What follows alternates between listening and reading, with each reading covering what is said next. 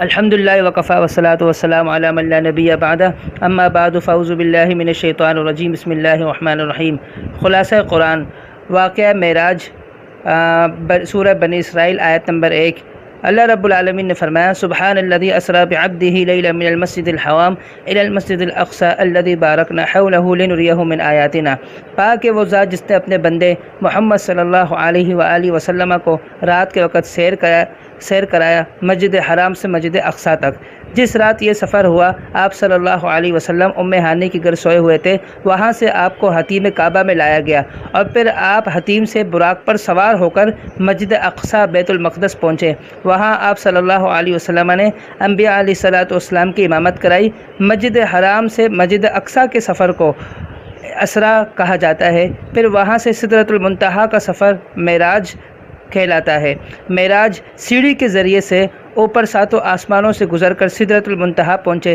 راستے میں متعدد جلیل و قدر انبیاء علیہ الصلوۃ والسلام سے ملاقاتیں ہوئی، جنت و دوزخ کا مشاہدہ بھی کیا۔ سدرۃ المنتہا کے پاس ہی جبریل علیہ الصلوۃ والسلام کو ان کی اصل صورت میں دیکھا۔ وہیں سے آپ صلی اللہ علیہ وسلم کو پہلے 50 نمازوں اور آخر میں روزانہ 5 نمازوں کا حکم ہوا۔ اب دیکھیں، روزہ، جہاد، حج، زکوٰۃ یہ سارے زمین پر فرض ہوتے ہیں، لیکن جب نماز کی بھاری ہوتی ہے، عرش والا اپنے پیغمبر محمد صلی اللہ علیہ وسلم کو سدرۃ المنتہا بلا کر حکم دیتا ہے تو معلوم ہوا نماز کی بڑی اہمیت ہے۔ تو آج کل لوگ پریشان ہیں، بیماری کی وجہ سے لوگ ڈر رہے ہیں۔ دیکھیں، حقیقت یہ ہے کہ نہ مال کا نقصان بڑا نقصان ہے، نہ جان کا۔ مال کا نقصان اس کی بھی تلافی ہو سکتی ہے، جان کے نقصان کی بھی تلافی ہو سکتی ہے، لیکن اگر نماز کا نقصان ہو، یہ سب سے بڑا نقصان ہے۔ اس لیے اللہ رب العالمین نے فرمایا حافظوا علی الصلوات والصلاۃ الوسطی وقوموا للہ قانتین، کہ نمازوں کی حفاظت کرو، خاص طور درمیانی نماز کی، اور اللہ کے لیے فرما بردار ہو کر نماز قائم کرو، کھڑے ہو جاؤ۔ تو نماز کا جو ضیاع ہے یہ سب سے بڑا ہے، کیونکہ نماز ایمان ہے۔ جس نے نماز کو ضائع کیا تو اس نے اپنے ایمان کو ضائع کیا۔ تو آئے نماز کی پابندی کرنے والے بنے۔ پوائنٹ نمبر 2، کسی کا بوجھ کسی پر نہیں ڈالا جائے گا۔ سورہ بنی اسرائیل، آیت نمبر 15۔ اللہ رب العالمین نے فرمایا وَلَا تَزِرُ وَازِرَةٌ وِزْرَ أُخْرَىٰ، کوئی شخص کسی دوسرے کا بوجھ نہیں اٹھائے گا۔ قرآن کریم کی بعض آیت میں کچھ لوگوں کہ اپنے گناہوں کے ساتھ دوسروں کے گناہ بھی اٹھانے کا ذکر ہے۔ فرمایا وہ اپنے بوجھ بھی اٹھائیں گے اور ان کے بھی بوجھ اٹھائیں گے جن کو انہوں نے بغیر علم کے گمراہ کیا۔ تو یہ دراصل دوسروں کا بوجھ نہیں، بلکہ دوسروں کو گمراہ کرنے کی وجہ سے خود اپنا بوجھ ہے۔ گناہ کرنے والے اپنا بوجھ خود اٹھائیں گے۔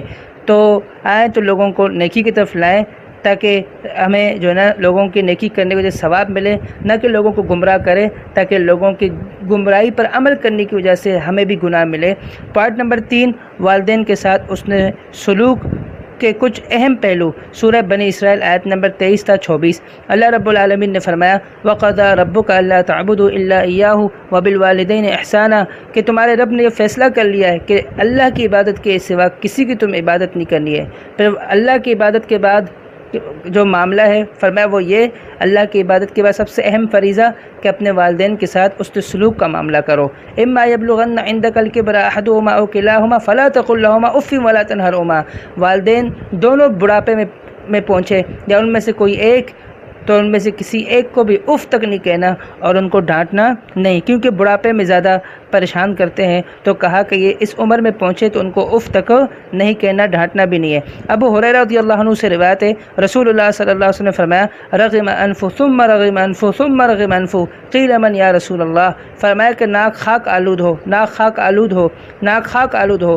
پوچھا گیا یا رسول اللہ کس کے حوالے سے کہہ رہے، کس کا ناک خاک آلود ہو؟ فرمایا وہ شخص کہ من ادرک والدہ عند الکبر احدهما او کلیہما ثم لم يدخل الجنہ، وہ جو اپنے والدین کو بڑھاپے میں یا ان میں سے کسی ایک کو بڑھاپے میں پالے لیکن ان کی خدمت کر کے جنت میں داخل نہ ہو، تو یہ صحیح مسلم کے اندر حدیث موجود ہے۔ یعنی بڑا ہی بد نصیب شخص اس کو کہا گیا ہے جو اپنے والدین یا دونوں میں سے کسی ایک کو بڑھاپے میں پائے اور ان کی خدمت کر کے جنت میں داخل نہ ہو۔ ایک صحابی نے رسول اللہ صلی اللہ علیہ وسلم سے سوال کیا یا رسول اللہ من احق بحسن صحابتی، کون زیادہ حقدار ہے کہ میں اس کے ساتھ حسن سلوک کا معاملہ کروں؟ تو رسول اللہ صلی اللہ علیہ وسلم نے فرمایا امک، آپ کی ماں۔ پھر اس نے پوچھا، پھر کہا آپ کی ماں، پھر اس نے پوچھا، پھر کہا آپ کی ماں، 3 مرتبہ ماں کو کہا، پھر چوتھی مرتبہ جب پوچھا کہا آپ کے والد۔ تو 100 میں سے 75 نمبر جو ہے والدہ کو دیے گئے ہیں، پھر 100 میں سے 25% نمبر جو ہے وہ جو ہے والد کو دیے گئے، کیونکہ ماں بوجھ اٹھاتی ہے، پھر جھنتی بھی ہے، پھر دودھ کا رضاعت کا معاملہ بھی والدہ کے ساتھ ہے، دودھ پلاتی ہے والدہ، تو یہ معاملات والد کے ساتھ نہیں ہے۔ تو اللہ کی عبادت کے ساتھ سب سے زیادہ جو بندے کا حق ہے کہ جس کے ساتھ وہ اس نے سلوک کرے وہ ہے والدہ، پھر اس کے بعد والد، پھر اس کے بعد عزیز و قارب۔ تو اپنے والدین کے ساتھ اس نے سلوک کا معاملہ کرنا چاہیے۔ پوائنٹ نمبر 4، بیجا خرچ کرنے والا شیطان کا بھائی، سورہ بنی اسرائیل آیت نمبر 27۔ اللہ رب العالمین نے فرمایا ان المبذرین کانوا اخوان الشیاطین، بیجا خرچ کرنے والے شیطان کے بھائی ہیں۔ رسول اللہ صلی اللہ علیہ وسلم نے فرمایا کل واشرب والبس وتصدق فی غیر صرف ولا مخیلہ، صحیح بخاری میں روایت ہے، فرمایا کھا پی اور پہن اور صدقہ بھی کر لیکن اس میں اسراف نہ کر۔ کھانے کا حکم ہے، پینے کا بھی حکم ہے، لیکن اسراف کا حکم نہیں ہے۔ رسول اللہ صلی اللہ علیہ وسلم نے فرمایا لا تزول قدم ابن آدم حتی یسأل عن الخمس، فرمایا کہ آدم کا جو بیٹا ہے وہ اپنا قیامت کے دن قدم بھی نہیں ہلا سکے گا جب تک 5 سوالوں کا جواب نہ دے، اور ان میں سے ایک سوال یہ بھی ہے کہ مال کہاں سے کمایا اور کہاں خرچ کیا، اور اگر ہم نے اپنے مال کو اللہ کا جو دیا ہوا اس کو ضائع کریں گے، صحیح جگہ خرچ نہیں کریں گے، اسراف کریں گے، تو یقیناً ہم خسارہ پانے والوں میں سے ہوں گے۔ اور آپ جسے محبت نہیں کرتے آپ اس کو اپنے گھر میں داخل ہونے نہیں دیتے، اور جسے اللہ رب العالمین محبت نہیں کرتا اس کو اپنے گھر میں داخل ہونے کیسے دے گا؟ تو اللہ رب العالمین نے فرمایا کہ اللہ تعالیٰ اسراف کرنے والوں کو پسند نہیں کرتا۔ تو نبوی طریقہ یہ ہے کہ گزارا کرنا ہے اور باقی جو ہے زیادہ سے زیادہ صدقہ کرنا ہے، اور ہم کیا کرتے ہیں زیادہ سے زیادہ کھاتے ہیں اور صدقے کے لیے کچھ نہیں چھوڑتے ہیں۔ ہر بندہ اپنا دنیاوی گھر جنت بنانے کے چکر میں لیکن حقیقی جنت کو بھول بیٹھا ہے۔ تو آئے اپنے حقیقی جنت کو بنانے کی کوشش کریں، تو ہم خرچ کریں اپنے اوپر لیکن گزارے کے لیے تاکہ اس دنیا میں جو ضروریات ہے وہ پوری ہو سکے، لیکن اصل مقصد جو ہے ہم اپنے آخرت کو گھر کو رکھیں، زیادہ سے زیادہ صدقہ خیرات کریں۔ پوائنٹ نمبر 5، بنی آدم کی عزت و تکریم، سورہ بنی اسرائیل آیت نمبر 70۔ اللہ رب العالمین نے فرمایا وَلَقَدْ كَرَّمْنَا بَنِي آدَمَ وَحَمَلْنَاهُمْ فِي الْبَرِّ وَالْبَحْرِ وَرَزَقْنَاهُمْ مِنَ الطَّيِّبَاتِ، فرمایا یقیناً ہم نے بنی آدم کو بڑی فضیلت بخشی ہے، ہم نے ان کو خشکی میں بھی اور تری میں بھی ہم نے ان کو سوار کیا ہے، یعنی ہر وقت ہم نے ان کی مدد کی ہے۔ تکریم میں ذکر کردہ اشیاء اور بنی آدم کی اپنے اختیار سے اللہ تعالیٰ کی اطاعت اور عبادت کی بنا پر اللہ تعالیٰ نے اسے اپنی بہت سی مخلوق پر بہت بڑی برتری عطا فرمائی ہے۔ تو یہی اگر اللہ تعالیٰ کی نافرمانی پر اترا ہے، فرمایا کہ ثم رددناہ اسفل سافلین، پر یہ بدتر سے بدتر لوگوں میں سے ہو جاتے ہیں۔ اگر یہی انسان اگر اللہ کی عبادت کرنے والا موحد بن جائے اور ایک اللہ کی عبادت کرنے والا بن جائے، رسول اللہ صلی اللہ علیہ وسلم کا متبع بن جائے، تو اسی انسان کے حوالے سے فرمایا کہ یہ جو ہے اشرف المخلوقات میں سے ہے۔ پوائنٹ نمبر 6، قیامت کے دن ہر آدمی اپنے پیشوا کے ساتھ بلایا جائے گا، سورہ بنی اسرائیل آیت نمبر 71۔ فرمایا یوم ندعو کل اناس بامامہم، قیامت کے دن ہم سب لوگوں کو ان کے پیشوا کے ساتھ بلائیں گے، جو جس کی عبادت کرتا ہے اس کے ساتھ اس کو ہم بلائیں گے۔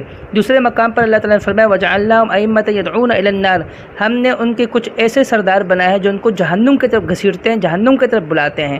تو جو جن کی عبادت کرتے ہیں، جن کو پیشوا بنایا قیامت کے دن، وہ انہی کے ساتھ بلائے جائیں گے۔ تو ہمیں سوچنا چاہیے ہمارا امام ہمارا پیشوا کون ہے، تو ہمیں اپنا امام جو ہے وہ رسول اللہ صلی اللہ علیہ وسلم کو بنانا چاہیے، وہ لوگ جنہوں نے کتاب و سنت کے سوا کسی کی پیروی نہیں کی، اور اپنے امام محمد رسول اللہ صلی اللہ علیہ وسلم کے ساتھ وہ قیامت کے دن بلائے جائیں گے۔ تو ہمیں اللہ تعالیٰ کی عبادت کرنی چاہیے اور اپنا امام باقی لوگوں کو بنانے کے بجائے رسول اللہ صلی اللہ علیہ وسلم کو بنانا چاہیے، اور رسول اللہ صلی اللہ علیہ وسلم ہی اتنے قابل ہے کہ ان کی اتباع کی جائے، ان کی پیروی کی جائے۔ پوائنٹ نمبر 7، قرآن میں شفا ہے، سورہ بنی اسرائیل آیت نمبر 82۔ اللہ رب العالمین نے فرمایا وَنُنَزِّلُ مِنَ الْقُرْآنِ مَا هُوَ شِفَاءٌ، کہ ہم نے جو قرآن میں سے تھوڑا تھوڑا اتارا ہے تو یہ مومنوں کے لیے شفا ہے اور مومنوں کے دلوں کے لیے یہ باعث رحمت ہے۔ تو قرآن کریم شفا ہے، اس کو ہمیں اپنے مریضوں پر پڑھنا چاہیے۔ قرآن کریم اس لیے نہیں ہے کہ جب کوئی آفس کی سرمنی ہو ہم قرآن کریم پڑھاتے ہیں، کوئی مر جائے تو ختم قرآن کرتے ہیں، بلکہ قرآن کریم تو پوری زندگی کے لیے ہدایت ہے، یہ ہمیں رستہ دکھاتی ہے۔ تو ہمیں قرآن کو پڑھنا چاہیے، سمجھنا چاہیے، اس پر عمل کرنا چاہیے۔ پوائنٹ نمبر 8، تمام انس اور جن مل کر بھی قرآن جیسی کتاب پیش نہیں کر سکتے۔ سورہ بنی اسرائیل آیت نمبر 88۔ اللہ رب العالمین نے فرمایا قُلْ لَئِنِ اجْتَمَعَتِ الْإِنسُ وَالْجِنُّ عَلَىٰ أَن يَأْتُوا بِمِثْلِ هَٰذَا الْقُرْآنِ، فرمایا کہہ دیجئے پیغمبر کہ سارے جن اور انس اکٹھے ہو جائے بھی تو اس جیسی قرآن بنا کر نہیں لا سکتے۔ قرآن کا اعجاز یہ ہے کہ نہ اس زمانے میں کفار اس کا جواب دے سکے اور نہ آئندہ قیامت تک اس کا جواب ممکن ہے۔ تو ہمارا ایمان قرآن پر اور مضبوط ہونا چاہیے، قرآن سے ہمارا تعلق اور بھی زیادہ مضبوط ہونا چاہیے۔ پوائنٹ نمبر 9، دین میں کوئی زبردستی نہیں۔ سورہ کاف آیت نمبر 29۔ اللہ رب العالمین نے فرمایا وَقُلِ الْحَقُّ مِن رَبِّكُمْ فَمَن شَاءَ فَلْيُؤْمِن وَمَن شَاءَ فَلْيَكْفُرْ إِنَّا أَعْتَدْنَا لِلظَّالِمِينَ نَارًا، فرمایا کہ تمہارے رب کی طرف سے یہ حق ہے، پس جو چاہے ایمان لائے، پس جو چاہے کفر کرے، بے شک ہم نے کافروں کے لیے آگ، جہنم کا آگ تیار کر رکھا ہے۔ یعنی اس کو اختیار ہے، لیکن جو ایمان نہیں لائے گا، اپنے اختیار سے فائدہ اٹھا کر کافر ہوگا، دنیا کے عیش و عشرت میں مبتلا ہوگا، سرکشی کرے گا، لیکن اس کا ٹھکانہ اچھا نہیں ہوگا۔ تو ہمیں اپنے آخرت کی تیاری کرنی چاہیے، آخرت کے بارے میں سوچنا چاہیے۔ زندگی تو ختم ہونے والی ہے، 100 برس کا سامان ہے، پل کی خبر نہیں۔ پوائنٹ نمبر 10، اصحاب کہف کا قصہ۔ اصحاب الکہف کچھ ان کو کہا جاتا ہے جو غار والے کچھ افراد تھے۔